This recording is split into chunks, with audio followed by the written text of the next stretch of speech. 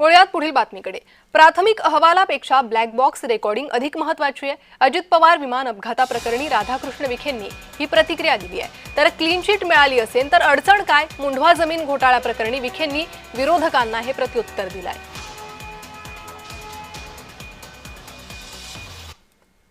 स्वतः माननीय मुख्यमंत्र्यांनी डीजीसीएला सरकारने विनंती केली की तात्काळ या सगळ्या प्रकारे चौकशी करा म्हणून।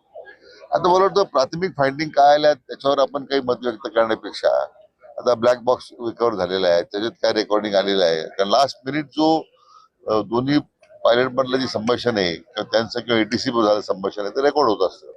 काही मंडळी त्याचं विनाकारण काही राजकारण करण्याचा प्रयत्न करते, मात्र ही घटना दुर्दैवी होते। मला वाटतं त्याचं राजकारण कोणी करू नये अशीच माझी सगळ्यांना विनंती आहे। नाही, मी काय पाहिलं नाही, बोलतो मला कल्पना नाहीये।